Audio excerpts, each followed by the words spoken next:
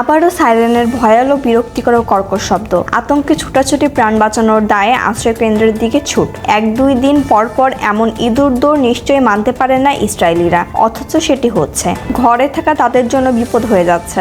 শনিবার ভোরে ও ইয়েমেনের দিকে ছুটে আসা একটি ব্যালিস্টিক ক্ষেপণাস্ত্রকে কেন্দ্র করে বীরসেবা ও আশেপাশের এলাকার সাইরেন বাজছিল। প্রাথমিকভাবে হতাহত বা ক্ষয়ক্ষতির কোনো তথ্য পাওয়া যায়নি। ইসরায়েল দাবি করছে আকাশে থাকা অবস্থাতে ক্ষেপণাস্ত্রটিকে তার আকাশ প্রতিরক্ষা ব্যবস্থা দিয়ে ধ্বংস করা হয়েছে। ইয়েমেন থেকে ছোড়া এই ক্ষেপণাস্ত্র হামলার কয়েক ঘন্টা আগেই ইয়েমেন এই ভয়াবহ বিমান হামলা চালিয়েছে যুক্তরাষ্ট্র। রাজধানীর প্রদেশ থানার নিম জেলায় 5টি হামলা চালায় মার্কিন বিমানবহর। একই প্রদেশে বারিমাতা জেলাতেও বোমা ফেলা হয়, তবে হতাহত ও ক্ষয়ক্ষতির প্রাথমিক তথ্য পাওয়া যায়নি। ইয়েমেনের কেন্দ্রীয় প্রদেশ মারিবের মেদখাল জেলাতেও 7টি বিমান হামলা মার্কিন বিমানবহর। এখানেও প্রাথমিকভাবে হতাহত বা ক্ষয়ক্ষতির কোনো তথ্য পাওয়া যায়নি। তবে ইয়েমেনের উত্তর পশ্চিমে সাদা প্রদেশের সাহার জেলায় একটি আবাসিক ভবনে মার্কিন একজন নিহত ও একজন আহত হন। নিহত ব্যক্তি একজন নারী। পশ্চিমের আল মাফউইদ প্রদেশের আত্তাউলিয়া জেলাতেও হামলা চালায় যুক্তরাষ্ট্রের ফাইটার জেটগুলো। হামলার শিকার হয় হুদায়ার প্রদেশের রাস ইসাতেল বন্দরও। এখানে 4টি হামলা চালানো হয়। ইয়েমেনি বাহিনী যে একটা ব্যালিস্টিক ক্ষেপণাস্ত্র ইসরায়েলে ছুঁড়েই ক্ষান্ত তা নয়, এটি ইয়েমেনি বাহিনীর নিয়মিত কাজ।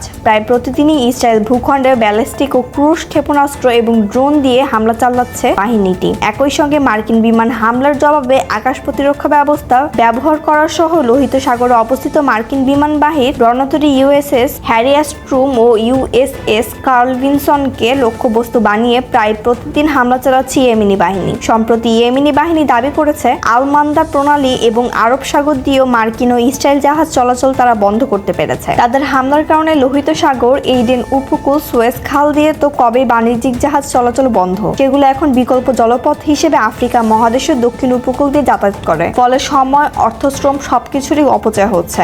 গত 1 সপ্তাহে মার্কিন জলযানগুলোকে লক্ষ্য করে ইয়েমেনিরা 9টি হামলা চালিয়েছে। উল্লেখ করে ইয়েমেনি বাহিনী জানিয়েছে, গাজায় ফিলিস্তিনিদের বিরুদ্ধে ইসরায়েল যুক্তরাষ্ট্রে চালানো গণহত্যার প্রতিবাদে ইয়েমেনিদের গণসমাবেশ ও সামরিক অভিযান অব্যাহত থাকবে।